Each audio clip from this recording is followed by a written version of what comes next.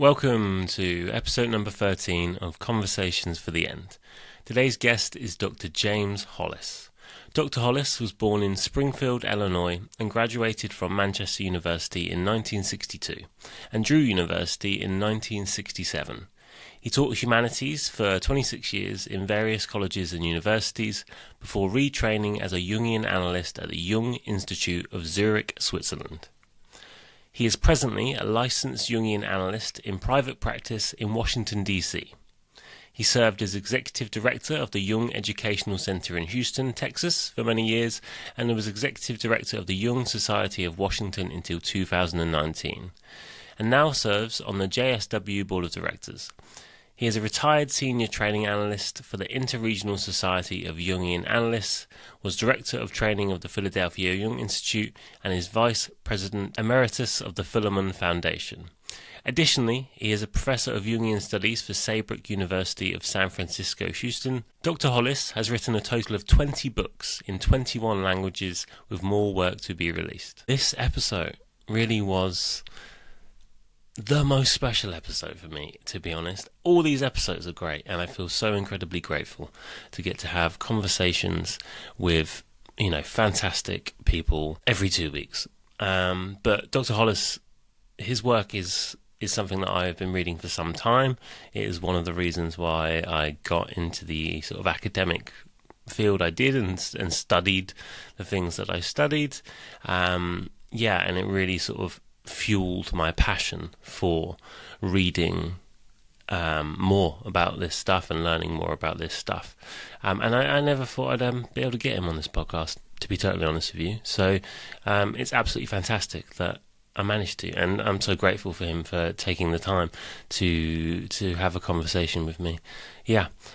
We talk about meaning, we talk about facing your fears in life, we talk about the importance of kind of initiation, for young men and women, for sort of transitioning through life stages and kind of learning to take on responsibility and endure the suffering that life can often put in front of us and cause us difficulties. I'm not going to rattle on too much. Please, if you're listening anywhere, be it YouTube, Spotify, Apple Podcasts, please subscribe, please follow. More conversations like this in the back catalogue, more conversations like this to come. If you want to follow on Instagram and TikTok, there's clips. We clip the podcast, and there's other content that I'm doing at the moment as well.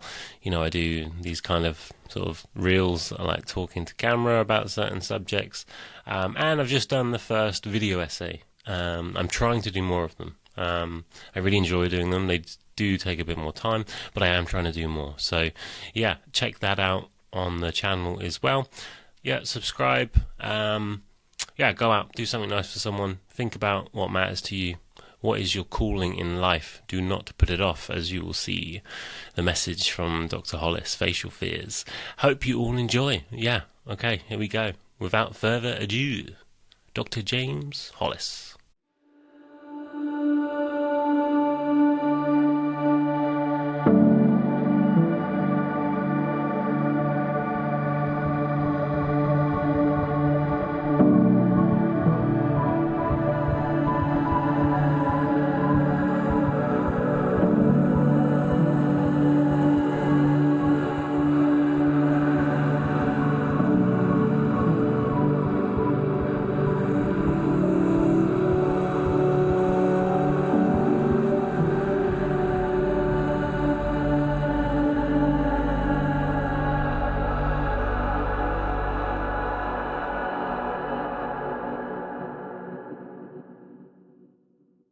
Dr. Hollis, welcome to the show.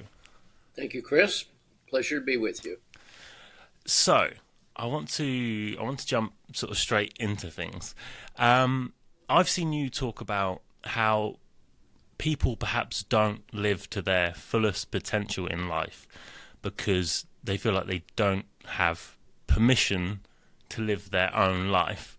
And one of the things I talk about on the show quite a lot is Jung had that quote where he said, men have mythical fates as much as the Greek heroes do.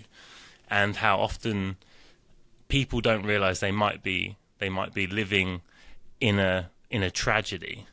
What are some ways that you feel like people may be able to spot the myths they might be living in, one way or another? Well, let's start with the first part of your question. Why is it we don't live to our potential? And of course, none of us does. No one is superhuman. We all have our fears, misgivings, doubts, and forces in the field around us to deal with, of course. But I think often it's the legacy of having been very tiny, dependent, vulnerable, looking to the world around us for clues.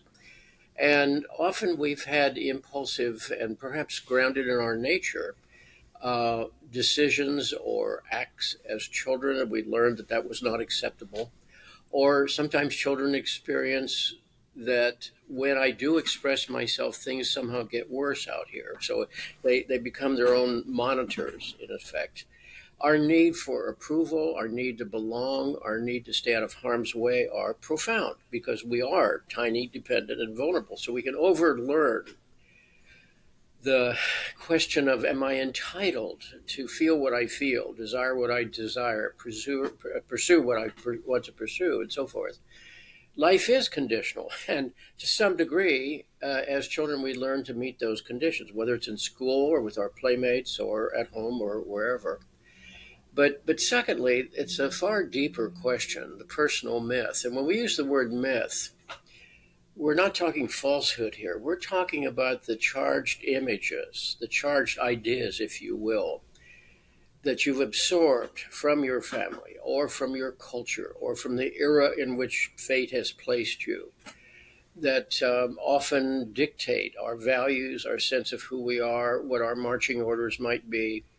But there are also elements unique to each one of us. Our core nature, of course, that is given by nature. It's our instinctual orientation. And the question you raised is really a profound question, and that is, to what degree are we free, independent beings who can choose? And to what degree are we serving in some way the will of the gods, as they may have spoken it in previous generations, where we are in some way unfolding, whether we know it or not, the sort of life that is inherent within us. You know, the Greeks made a big difference or distinction between fate and destiny. We sometimes confuse them, but fate represents the givens, the body you're given, the DNA, the family, the cultural influences. But it's also part of your inherent life. It's your innate drive, so to speak. That which is seeking expression through you, we might put it that way. And destiny is what is capable in each of us. What can we achieve? And many times we find factors in the society that inhibit that, or say you can't do that, you can't be that, or there's a cost for that, and so forth. And so when we start discerning, that's part of what psychoanalysis is about, is to say, what kind of myth have you been serving? Again, not myth is falsehood, but what kind of charged images, inherent scripts have you been serving? And what are the ones that are being pushed aside, that are neglected, and so forth? To choose a cliched example, let's say a person has an artistic talent, a musical talent, but they're born into a family or a culture that has no interest in music. And so you're always going to be then peripheralized. You're always going to feel like you're an outsider, or maybe something's wrong with you. Or you may even be actively persecuted, as sometimes people are because of their lifestyles, their sexual preferences, et cetera, et cetera. And then there's a very deep, deep wound to the soul. And that wound shows up as psychopathology. That is to say, our symptoms. From the standpoint of psychoanalysis, we tend not to ask, how quickly do I get rid of the symptoms? We'd rather ask, what are they telling us? What is it that is being addressed intrapsychically that I need to pay more attention to? Because a symptom is the autonomous response of our psyche as to how it's being treated. And it would be foolish then not to pay attention to that. I myself started on this path back in my mid-30s, right on schedule. I was an academic. I was a professor of humanities, taught literature and philosophy. And at midlife had a very serious depression. Well, like anyone else, I'd like to sort of get rid of that depression, move on with life's tasks as smoothly as possible. But I came finally to ask the question, and this is a completely different way of reframing things. Why has my psyche autonomously withdrawn its approval, its support, its energy from the places where I'm putting my investments of my life, you see? And what is it that I'm being called to here? That's a different question altogether. And it's at that point one has a meeting potentially with one's true myth, that is to say, the images that are charged with energy, we have scripts, so to speak, goals. What is it that they are wanting from me? So if we were just creatures of adaptation, and we survive through adaptation, so we have to recognize its importance. But if we were just that, then we wouldn't have emotional difficulties. We would just fit in and become cogs in this cosmic machine. But we have independent souls. Psyche is the Greek word for soul. We have independent psyches. And when it's violated, it shows up. Sometimes in our behavior, sometimes in our emotional life, sometimes in our bodies. And those symptoms are important clues as to something deep within each of us that's been neglected, offended, or violated. And then that becomes a summons to consciousness to pay attention. And that's what therapy means from the Greek. It means to listen or pay attention to. So in a sense, it's what psychotherapy is about. You don't have to be seeing a therapist for this to be important for you. How do I pay attention to what my own soul is saying to me? And it will speak to me in many different arenas, including our dreams, our symptoms, and so forth. So it's a long-winded answer to your question. But you No, see, it's good. It's good. I think it's to me that's a hopeful message to anyone that is perhaps listening right now and maybe feeling themselves in what they might refer to as a depression, is that, perhaps it's not just some defunct element of yourself. It's a beckoning to becoming something else, which is very myth orientated. It's the sort of call to adventure of your life, right? Which is fantastically positive. I want to bring up, there's a quote that you mentioned sort of linked to this. It was a Tolstoy quote on another podcast. And I thought it was quite interesting, just in how I initially interpreted it. So it was the quote, "Everything is flowing the way it is supposed to be." And it was this line about, you were sort of referring to it as Tolstoy writes it multiple times in the text. And it's kind of saying that this character, this everyday man, was kind of doing what was expected of him, maybe not living to his fullest potential, climbing up, spending his life trying to climb a ladder, I think as you referred to it, and then realizing he was climbing the wrong ladder. And the way I initially interpret it, and perhaps this is me spending too much time reading Jung, was this idea of almost like the archetypal fate. Everything is flowing the way it is supposed to be, for better or for worse. You are in a myth. You perhaps cannot escape the fact that you are living in a myth, and whether it unfolds tragically or into more the kind of idea of destiny that you were speaking of, and so be it. That is the unfolding of being. And I just thought it was quite interesting how that came up for me. So you talked a little bit about, you touched on sort of like wounding there, and I kind of want to start segueing towards this this idea of wounding and the kind of necessary wounding. So you write a lot about men.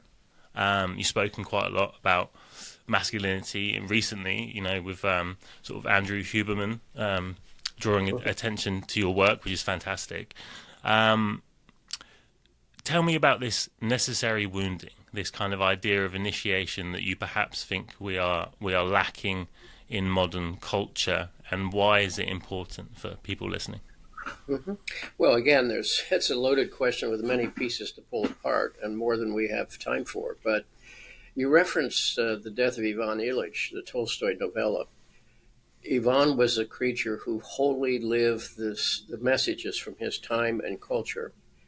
His wounding was his sudden recognition that he was not only mortal, but dying. And it was the kind of wounding that brought consciousness to him. By wounding, we're not talking about overt cruelty or random violence. We're talking about something that, in a way, stuns us into a greater awareness. In traditional cultures, there were several stages, and this is true around the world, with local variations, of course, that the child is not invited to leave home. It's taken away, sometimes violently. It engages in a ceremony of death because the old being, the childish psychology, we would put it, the childish assumptions and behaviors are in a sense terminated. And then there's that sort of difficult in between. And then there's teaching, and that's partly what's missing too in our culture, where we say to a young person, well, just go to here, to here, to here, and oh, by the way, you maybe want to go to university and pick up some computer skills and do this over here, or join the workforce here, or whatever you're going to do. And there's no real development of the person. It's all about adaptation. And the ritual wounding, and I skipped that for a moment. That was the second stage, was a ritual wounding.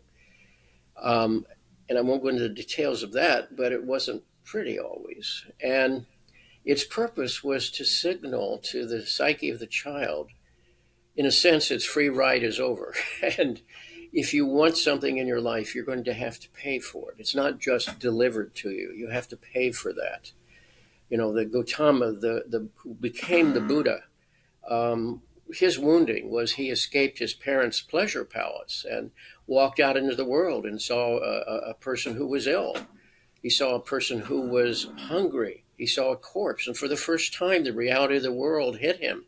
And that was a wounding to his consciousness and sent him into a tailspin for 7 years before he reached enlightenment. And again, the point was, the wounding is an invitation to consciousness. I wrote a book years ago called Swamplands of the Soul, and it deals with depression and anxiety and loss and betrayal and addiction and so forth. And I say many times, no matter how well-intended we are, life comes and hits us hard and hurts us. And we find ourselves asking, what's that about? We feel like victims, and perhaps we are victims.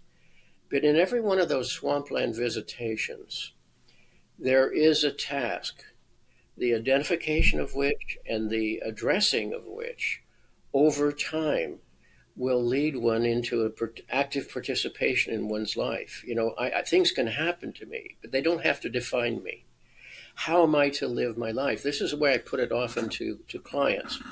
And I'm now 85, and I'm because of health considerations, I'm living in a retirement center. I'm surrounded by people who have medical handicaps and so forth. I have some myself. The question I always ask them, and this is true of a person in any time in their life, how now, in the face of that over which you have no external powers, will you conduct your life? And you see, the addressing of that question may not appear immediately obvious to you, but if you would keep addressing it, it will lead you to a place of personal empowerment, a place of personal dignity, and a place of personal psychospiritual freedom in the face of whatever the situation really is. This is not some kind of Pollyanna talk. This is about maintaining your own sense of integrity, your own sense of freedom, even when there are circumstances that curtail that freedom. So wounding is not something that we solicit, but you must admit, I think most people who are of a certain age would look back and say, some of the most painful experiences were the ones where they learned the most about who they were or what they needed to do with their lives, where they had to pull themselves up to get off the floor and show up the next day with as much courage and dignity as they could. And that's what gives us our sense of personal ownership. Otherwise, we're either creatures of adaptation, as Ivan Illich was, or we live fugitive lives, constantly avoiding stepping into the journey that life asks of each of us. And what I wonder, again, it feels positive to take this stance that when suffering arises inevitably in life, that one can attune, adapt, reflect, and grow from it. In terms of, obviously, those situations will arise in life, and people can sometimes, and in fact, I'll give the quote from yourself. You say, the double-edged sword of wounding, there are wounds that crush the soul, distort and misdirect the energy of life, and those that prompt us to grow. Now, it feels like a high-stakes game if we are met with these events of sort of suffering that could crush the soul and lead us away from destiny into, a tragic, mythical fate, perhaps. A lot of what the older cultures, other cultures perhaps have are these initiation rites with the especially for young boys and adolescents, perhaps, is these elders, these the sort of males of the culture, kind of as part of ritual, introducing these younger men to cross that threshold, as you sort of put it, to go into a new world that is perhaps more dangerous, to prepare them for when those unexpected events of suffering arise. I'm curious as to where now in your life, as you have sort of lived a life and see where we're at culturally, where you think these kind of ritualistic initiations that kind of prepare perhaps young men and young women for these times in life can arise. I know you've talked about how important you realise your time on the football field as a younger man was to engage with danger and risk and injury, and to sort of buster yourself sort of psychologically. Where do you think now that young people can perhaps maybe look for the elders, for the male role models to help with this? You ask omnibus questions there, Chris, and they're good questions. First of all, one of the things that's missing in our time, by and large, is not young people looking for guidance. It's elders. Where are the elders of our time? You see, they weren't initiated by their personal fathers. The fathers were part of that which had to be left as well. They were initiated by the wise souls of the tribe, by the elders. And so part of what is it we're to be initiated into now, just to become more effective economic production units? What's the point here? Yes, I was never a big person, but I was afraid. I was afraid of getting beat up by the big guy. So, brilliant as I am, I went and played football, right? It's the worst thing you could do. But I loved it and I feared it at the same time. And I knew something inside of me was pushing me to do that.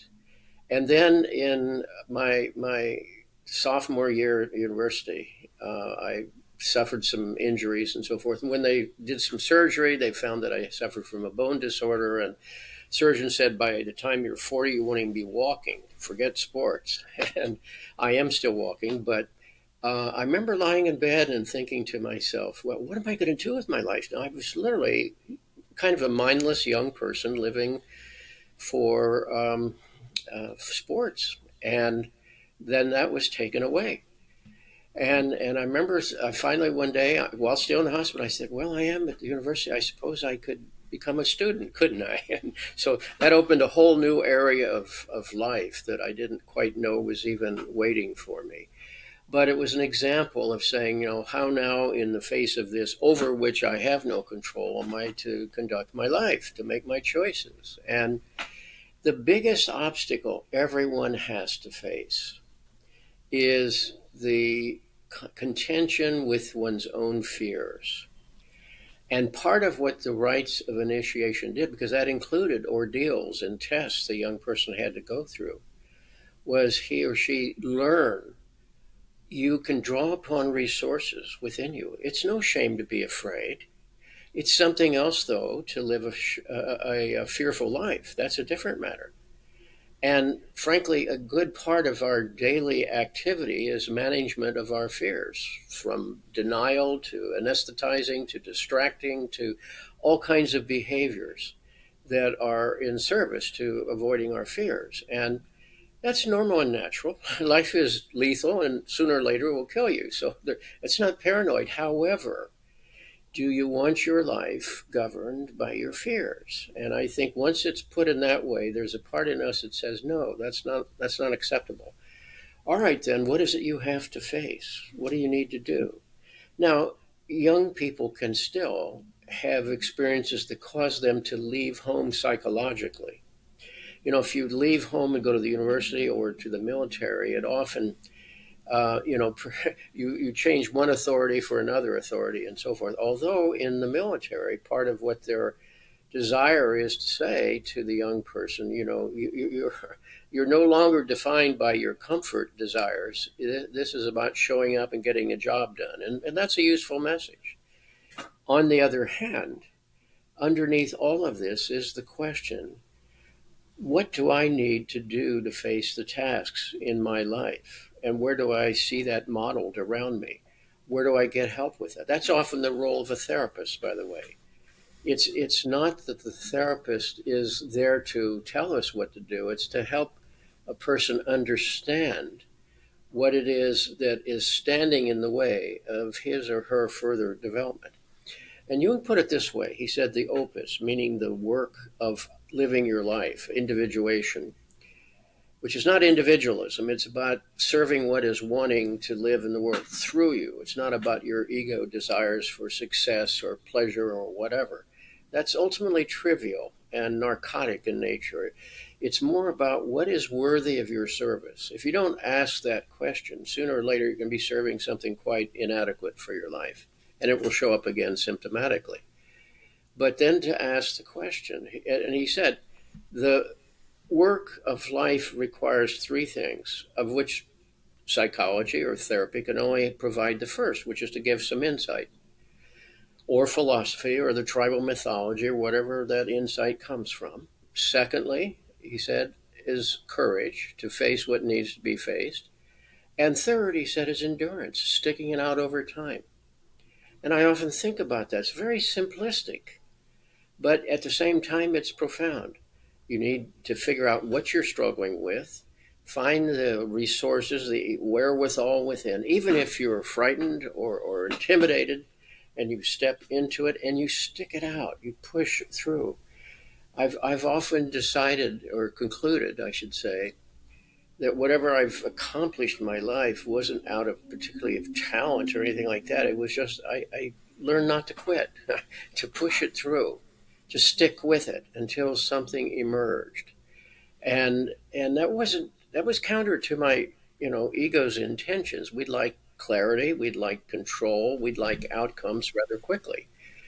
The important things of life don't work that way. They're often something you have to live with and live through over a certain length of time. And having done that, you draw upon more resources within your life that you didn't know were there, such as courage and such as persistence. And when you do, that was the purpose of those rites of initiation, to separate the youth from the dependency upon the hearth or even upon the tribe, to find in the dark forest or on the plains or wherever the environment was, that you have resources within you. And no matter what your feelings might be at the moment, you need to access those resources and push through what you need to push through. And when you do that, you see your life gets larger, psychologically speaking, and you're not governed by the fear. Again, it's no shame to have fear. That's a person with no fear would just walk into traffic, for example. You have to have fears. They're protective, part of nature protecting you. However, to be governed by that is a choice. And that's where one has to, in some way, step into it rather than run from it. Because sooner or later, it shows up in different arenas, whether we know it or not. Yeah, I think, especially that it's a great message, and especially that part about the perseverance. I'd say to anyone listening, if you want a lesson in perseverance, start a podcast, because it's a slow burn. And you have to do it. You have to do it because you enjoy engaging with the becoming of the process. In the doing of it is where the kind of the boons and the treasure is to be found, I guess. Okay, Mhm. brilliant. I want to, as we've sort of briefly talked there about men, and that kind of initiation, I wanted to ask a question about women, because I feel as if one of the things that I see in contemporary culture, and it may be perhaps because this is an element of projection, because I think this is somewhat part of my myth that I've had to notice and develop out of, is this idea of the kind of forever child. Particularly in relationships, and you've talked a lot about relationships as well. This sort of modern version of Don Juanism, the projection of a kind of divine image over multiple partners, forever seeking a kind of godlike image, only to be disappointed when a person kind of reveals that they are a fallible human being. And I think we see this a lot in contemporary dating culture with the introduction of dating apps. The ability to swipe, to sort of know that there is a plethora of different people just in the magical object that is your phone, waiting to be discovered if you start to grow tiresome of the person you are already with. So we see that with men. I want to draw it to women. So I think it's Sally Porterfield. She has a fantastic essay on the kind of forever child archetype in women nowadays. And you talk, I'm kind of linking these 2 points. So you talk an initiation for women, that in the past, for women, initiation often meant replicating their mother's world. So they sort of had that there as an example. Nowadays, we are maybe seeing sort of women less inclined to follow that path of motherhood, and I guess Sure. since the sexual revolution and women in the workplace, women are pursuing, some might argue, more sort of traditionally in the past, more masculine pursuits. She has this quote where she talks about Wendy in Peter Pan, and how Hmm. Wendy acts as a mother figure to the Lost Boys, sort of convincing them that they are living this fantastic life when really they're just being mothered still. And she says, but what if Wendy had given up and joined the Lost Boys in their quixotic pursuit of eternal youth? Who indeed could blame her, since her mature feminine qualities of nurturer and caretaker go unrewarded?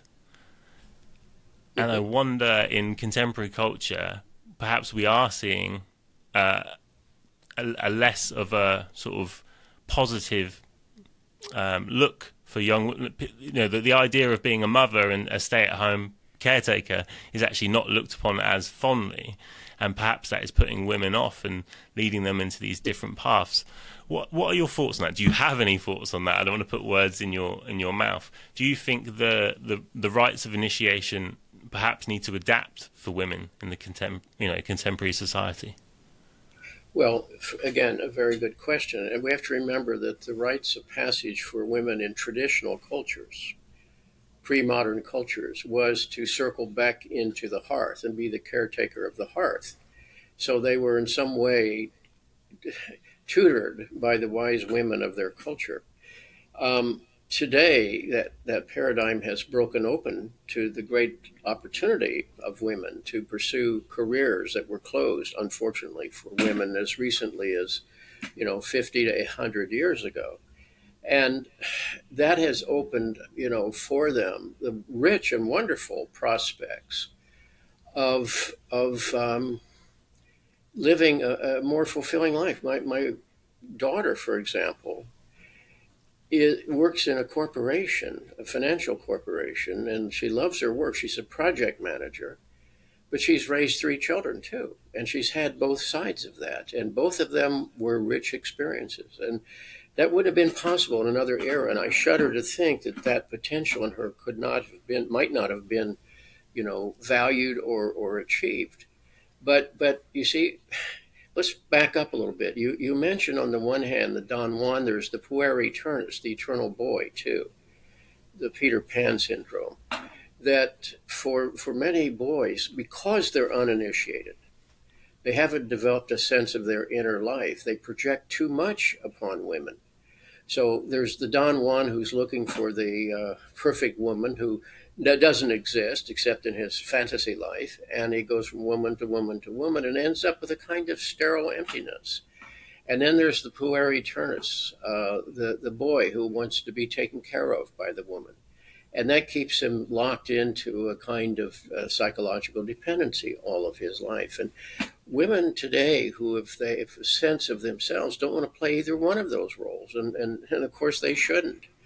So I think women are way ahead of men at this point. In most women, let's put it that way. I understand there are parts of the world where traditional roles are still dominant and religious definitions of the genders are still very strong in their culture. But for most people, at least in the so-called first world nations, it's an open door.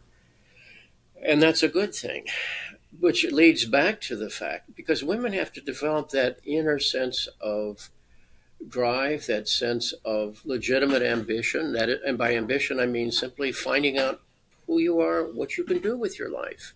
Don't you want to know more about that? Where your strengths are, where your capacities are, where your talents are, where you need to grow and develop. That historically was a male prerogative in the past. And today, women have grabbed hold of that. Men are adrift because, in part, the traditional roles have pretty much disintegrated on the one hand. But again, because they're uninitiated, they have no idea where to go, and so they often regress into these pseudo-masculine roles, the macho cultures, in direct proportion to the degree that the man's insecurity is dominant in his life. That's why he adopts this militant external persona. And wherever you see macho behavior, you're seeing essentially a frightened, insecure person, but their whole life is spent trying to keep that fact from you, you see. So at some level, and I don't want to overly generalize here, at some level, it's richer being a woman in our culture today than it is a man, because again, men are adrift and don't know where they want to go. And there are tons of little gurus and militant leaders here and there who exercise an inordinate influence on men's psyche because they offer them a path of some kind. But in most cases, it's a path that narrows their life, doesn't broaden it. Because the great frontier for men today is the encounter with the inner life. It was always out there, the mountain to be climbed, the frontier to be crossed. Today, the the great adventure is self-awareness, examining your fears, looking at what are the engines that are driving you and challenging them and so forth. And most men remain terrified of that. That's why there's so much invested in sports out there and politics, because it's out there and they're terrified of being in here. And that's their dilemma. So generally speaking, even though there are many relics of, gender suppression and definition of women that they have to fight through today, by and large, they're in a far healthier environment, psychologically speaking, than men. And men have to realize sooner or later the great adventure is inside of you. And I don't mean by that navel gazing. I mean addressing your fears, addressing what the call is from outside of you, finding what your soul is asking of you, and finding courage to live that. And if you do that, something inside will support you. It rises to support you. And that's part of what the rites of passage that are missing for boys today. One of the things they learned is when you're doing what's right for you, something inside supports you. And if you don't know that energy is there, then you're going to always be obeying the loudest noise in your environment, or living a fugitive life. Yeah, I mean, you talk about the various figures and groups that kind of pop up offering that guidance when it's, like you say, it often narrows the experience and narrows men's lives. When I was reading, obviously your fantastic book here again, I've read it many times in my life, and I was reading some of the descriptions of those types of men.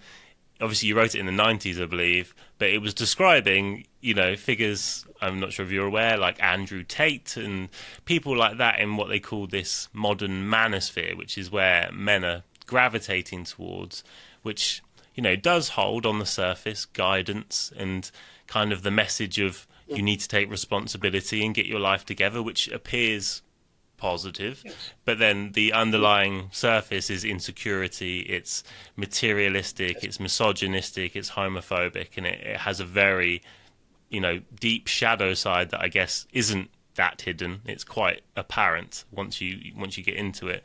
So I think it really shows how prevalent this is for our times, but also I really like what you said there about there's an internal element of you that is going to support you.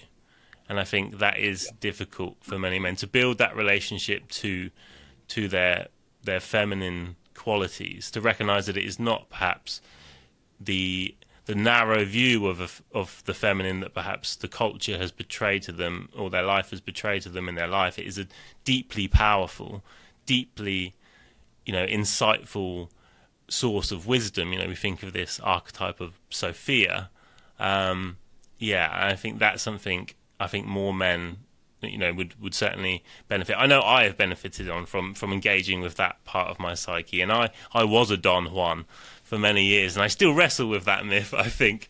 But yeah, I think once you can have that relationship with that inner feminine quality, again, the idea that you're supported by something internally, I think is fantastic. Okay, so I'd like to. Yeah, I mentioned it. Go ahead. I'm sorry. Please. No, you go, please. Well, you mentioned that book, Under Saturn's Shadow, and I mentioned there an incident where a man walked in once because his wife had said, either you go to therapy or I'm ending this marriage. So he was very hostile and very resistant, as you can imagine. He walked in and he saw a box of tissue here, and he just stared at it contemptuously. And I knew what he was saying to me, but I acted as if I didn't. So since he thought I'd missed the cue, he kept focusing on it. And I said, what's going on here? And he said, I won't be needing that, And I said, well, don't you know that every man carries a mountain of anger inside of him and a lake of tears? Not me, I said. That's what he said. And I thought the prognosis isn't good here because he's afraid of a box of tissue. Seriously, it was like, you're not going to get me to look within. That's a jungle in there, and I'm going to get lost in there.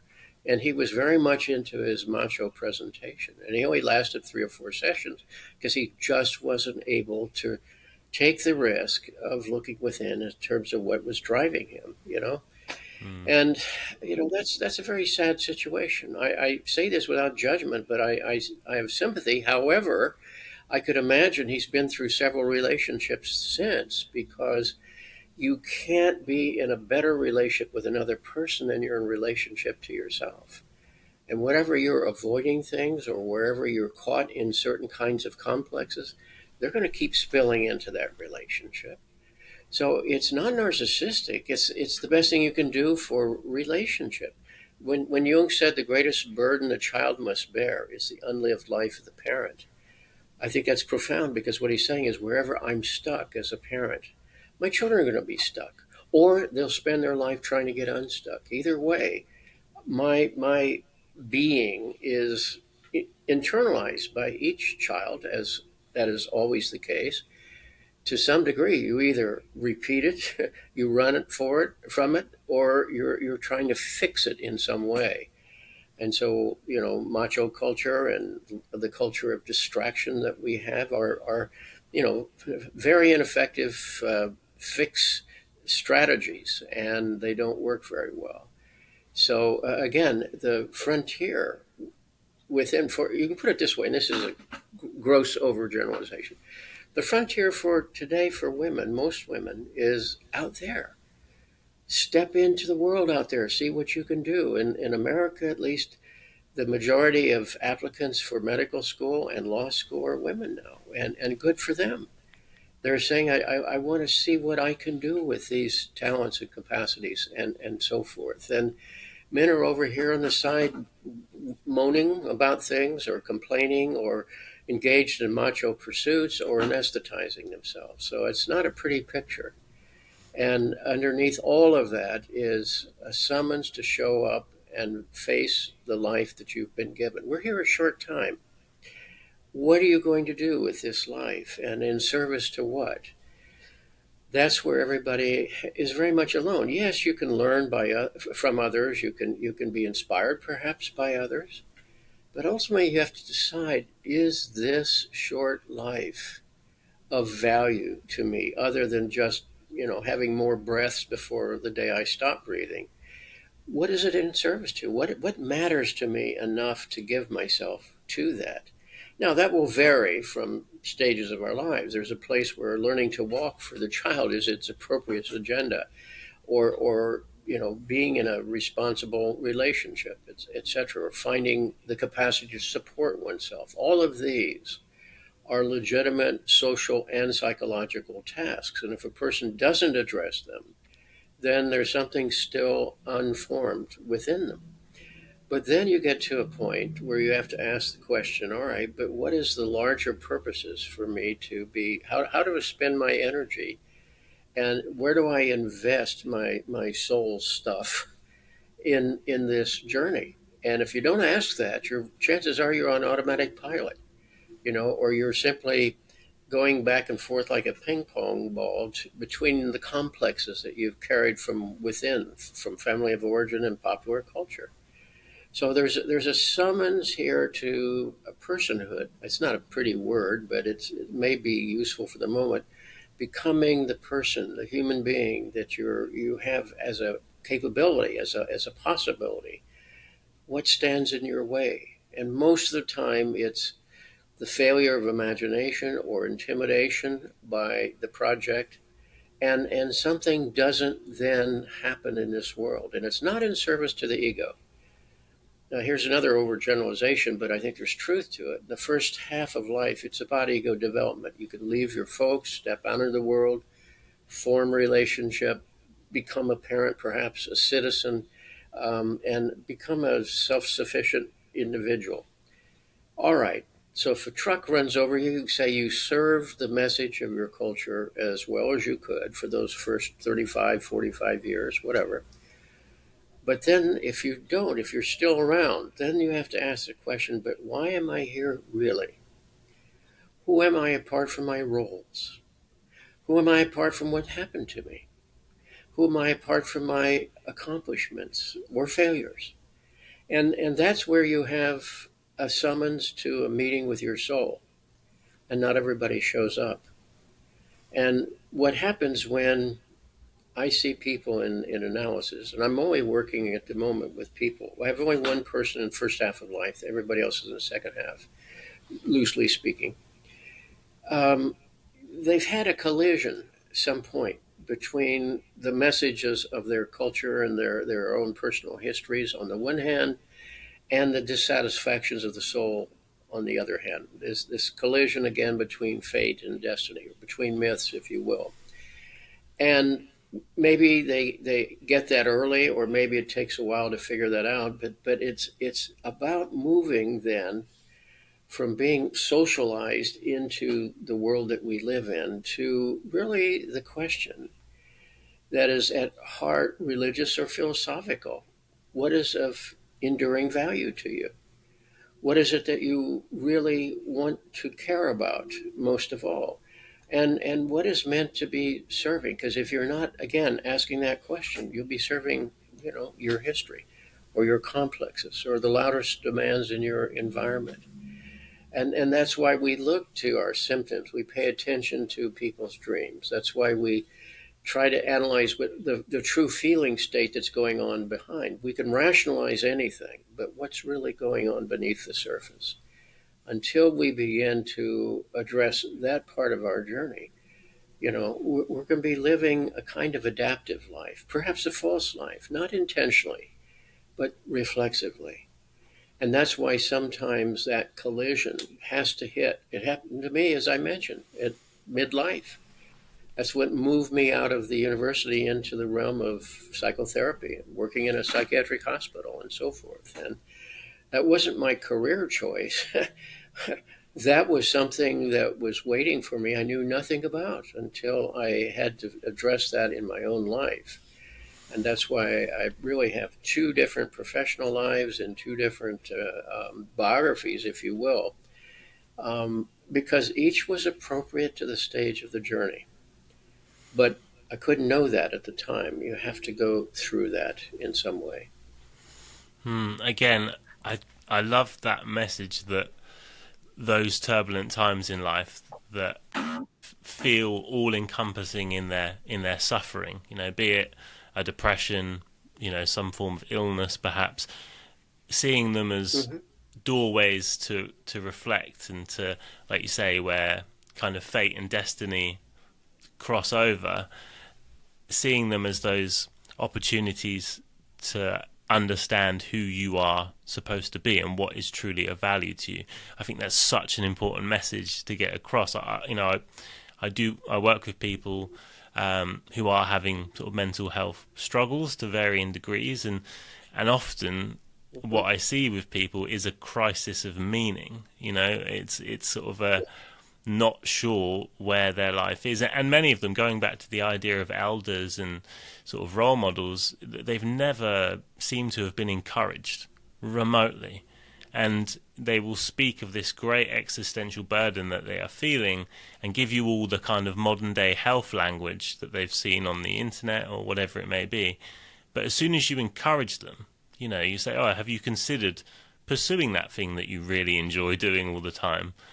They light up, and all of a sudden they start to solve their own problems. They start to find the answers to the things that have been a struggle for a long time. So I think it's such an important message to recognize that, if you are listening right now and you're in a difficult period of your life, like you say, perhaps it's an opportunity to go inwards, to reflect. Dr. Hollis, it's such a fantastic message. I'm so grateful for your time. I also think I briefly mentioned, obviously, you've had interactions with Dr. Andrew Huberman as of the last sort of year or so, and I just thought that was fantastic to see you on a platform like that, one of the biggest sort of podcast platforms in the world.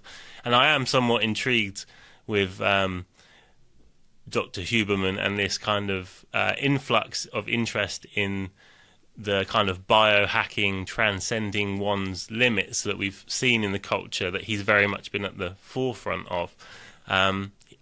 There's an idea that I'm working on called the Hubermench, which is this idea that people are perhaps gravitating towards that. But what I've loved about your episode in particular is having that conversation about going inward. I think Andrew's platform, a lot of what he speaks about is ways of kind of optimizing the material, and to have you on talking about the symbolic life effectively and going inward to look at those aspects of your psyche, of your soul, was fantastic. And it's great to see you, speaking to, an audience like that. It's much needed.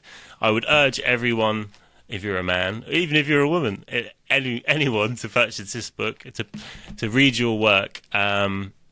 Because it truly is fantastic, and it helped me a lot. One of those books where you read it and I start to be confronted with my personal myth in a scary way, but in a way that, like we talked about, beckons to becoming someone hopefully better attuned with life. So I thank you for that. And the last thing I want to say before we finish here, when I initially emailed you about coming on the show, you were very busy at the time. You had commitments, and I obviously I appreciate that. But you really did fall into the role of elder very well there. You gave me you promised to, you would touch base with me in the summer about, finding some time to do this, but you encouraged me in what I was doing with this podcast. And as I mentioned earlier, it's a slow process of growth, and the words of encouragement don't actually come that often. And yeah, I think you really did fall into that role of sort of the wise elder, and the words of encouragement that you gave me in that initial email really meant a lot. So I thank you for that. I wanted to thank you for that, and I thank you for your time today. Where can people find you? Chris. Excuse me, I'll just interrupt you for 1 second here. I'm sorry. I sensed in your initial invitation to me that you felt some calling to do this, and while I was overrun at that time, I didn't forget that. So that's why I suggested we reconnect later. And here we are today. And, that is a calling. We may have different callings at different stages of our journey, but it's very important to know that one does have callings in life. That comes from the Latin vocatus, vocal, vocation. Vocation is what your soul is called to. That's not the same as earning money. That's called a job. You figure out a way to support your life, but to do something that matters to you, that's the key. And that's something that people forget. They assume that making a lot of money, and that works when you're young for a certain point, but then, lots of wealthy people are pretty miserable human beings, not only to themselves, but to others, of course. But I sense that calling in you, and I'm glad you're finding the courage and the resourcefulness and the endurance to pursue it. Who knows where it'll take you? I'll just give you an example.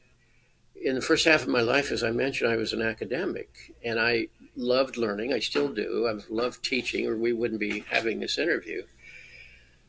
But I also felt, as a result of my own personal therapy, that I had to go deeper somewhere in my life. And I would never have imagined as a young person I would spend my life listening to people suffering. And yet, as a child, I was particularly impressed with the world of suffering around us.